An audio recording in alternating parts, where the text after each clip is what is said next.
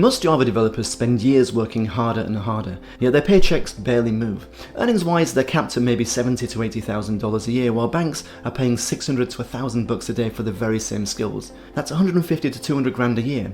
So why are so many developers stuck in jobs that keep them underpaid, undervalued, and falling behind? Well, the truth is, permanent roles are a trap, as you're going to see, and in this video, I'll explain why. Listen, I've been in this industry now for over 25 years, working everywhere from startups to Fortune 100 companies, working with some of the biggest investment banks in the world. And along the way, I've seen thousands of developers come and go, and I've trained even more as an author and online instructor with platforms like O'Reilly and Manning. Well, here's the pattern I keep seeing. The developers who stay permanent almost always end up stuck, while those who break into contracting, they get ahead faster, make more money, and build real freedom. And by this, I mean financial freedom for both themselves and their families. So in today's breakdown, I'm going to walk you through the 3 biggest reasons permanent jobs keep you trapped. You're going to see why staying in a permanent role is costing you not just more money, but opportunity as well. And in a minute, I'll even show you the hidden market mismatch that proves it's not your fault, because frankly, this system's designed the way it is from the outset. So why do permanent jobs keep you trapped then? Well, let's start with the most obvious trap, which is what I like to refer to as the salary ceiling. It's subtle and invisible, almost difficult to detect even. So this is where no matter how hard you try, you just can't seem to get ahead financially. Your pay seems to go up, but it just feels like it's kind of hitting an invisible ceiling that you just can't get past. So why is that? Okay, so in a permanent job, your raises are tiny. You're typically going to get a raise of 2, maybe 3% a year, and even then, that's if you're lucky to even get a salary increase. Now, compare this with the rate of inflation, which is between 3 to 4% per year. Inflation, just so we're clear by the way, is the general rate of increase of how much things in life cost. If inflation is running at 3 or 4%, which is likely, by the way, yet you're only getting a 2 to 3% pay rise each year, that means that the increase you're getting is not keeping up with the rate of inflation. So it's kind of like you're competing in a race that you're never going to be able to win. With this kind of inflation racing car, if you think about it like that, it's always keeping ahead of you. You're never going to be able to catch up to it. You're always going to be behind. So what that means in plain English is that you're working hard every year, you must be, to be getting a pay raise, right?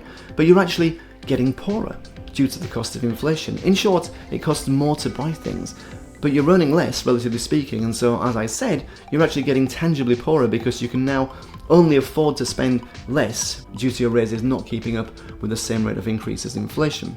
To think about it visually, imagine, say, getting $60,000 a year in 2025. Okay, so then assuming you get a raise of say 2.5%, that's going to go up to about $61,500 in 2026.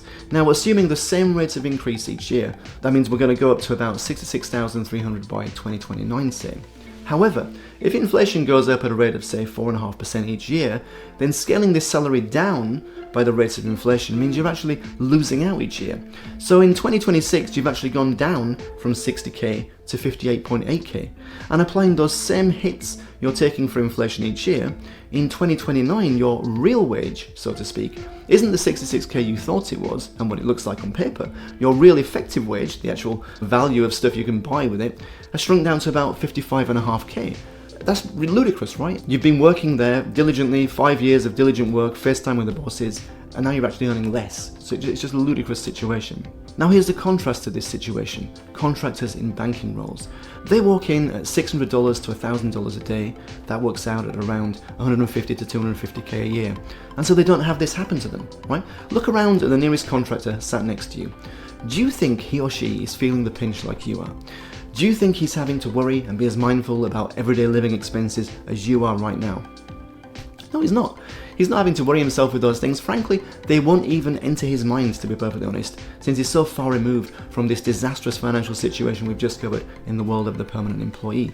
A Java contractor doesn't have to worry because he's earning 2 to 3 times what you're earning right now. So it just doesn't matter to him. It's not even on his radar. And the ironic thing is that many of these contractors are using the same Java skills you already have.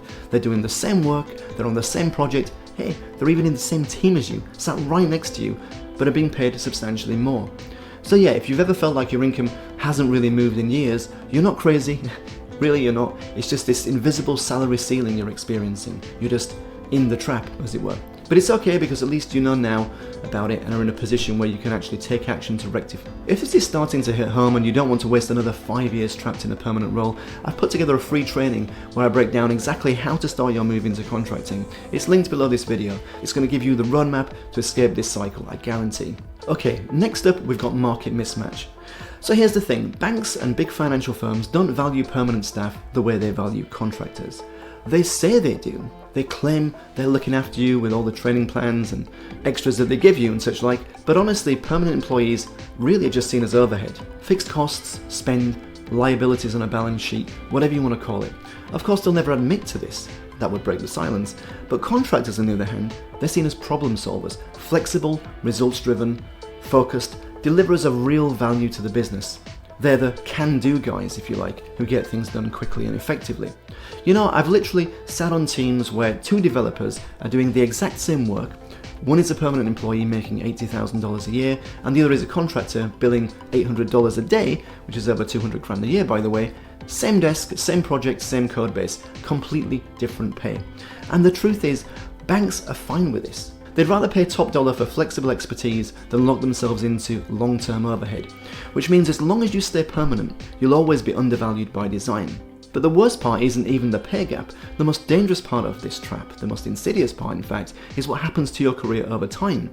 And I'll show you that in just a second, because this brings me to the next point, which is career slow death. You see, permanent jobs, they sell you a story about stability and career ladders.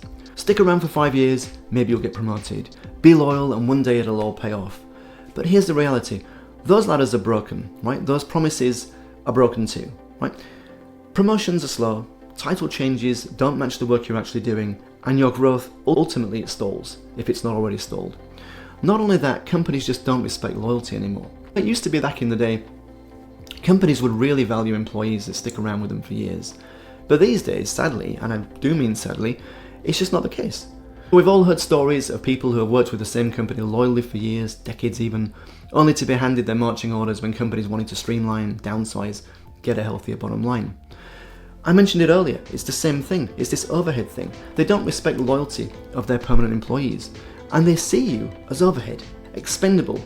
Whenever they see fit, they can get rid of you.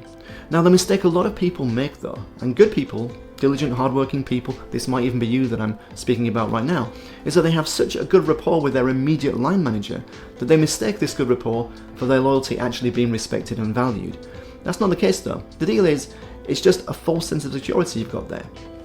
A lot of the time, decisions about who to get rid of, when to get rid of people, they're normally above your line manager's pay grade in any case. So no, without this now very old school view of companies respecting loyalty, it turns out that you've probably got pretty much the same amount of risk as a freelancing contractor in any case. So as far as I'm concerned, you may as well turn things around, go contracting, and get the upside too. I mean, it just makes sense. Literally, if you're a permanent employee and you're kind of spellbound by this idea of the company having loyalty to you, but yeah, you're not getting ahead each time, you want to jump ship and you want to go contracting as soon as possible. I guarantee it. Your life will change forever when you do. So yeah, we've got permanent employees putting in the face time, that is sticking around after hours to get noticed by their boss, that they're putting in the time, desperately clinging on for a pay raise, but a lot of the time drawing blanks, right? And a lot of the time corroding away, doing the same things in the same project with the same tools, not learning anything new, not keeping sharp. Meanwhile, contractors are changing projects every 6 to 12 months. They're having to stay sharp. They're actively adding new skills. If just by the fact that they're regularly exposed to new environments, new teams, new ways of doing things in the different companies they freelance with, and building, in the process, their portfolios that make them more and more valuable as time goes on. Now, every new project they're exposed to, every new technical architecture they're working in, is quite literally compounding their market value. It's making them worth more and more the longer they're doing this, because their market value is increasing, because their skills are increasing.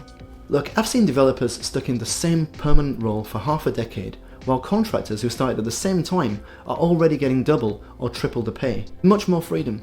The big takeaway you should get from all this is that staying permanent doesn't just cost you money today, it slowly erodes your future. But I go so far as to say that being a permanent employee with all the pitfalls I've just mentioned, you don't really have a future, at least not a bright financial one. So if permanent jobs are a trap then, what's the escape?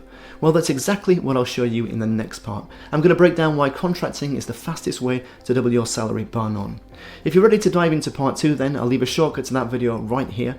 It's either ready for you right now or it'll be uploaded in the next few days. So subscribe to the channel, turn the bell notifications on so you don't miss that video. It's so critical. We're going to talk about how that one switch is what unlocks the income, the growth, and the freedom you've been missing up to now. So go ahead, click on that, check out the next video, and I'll see you there.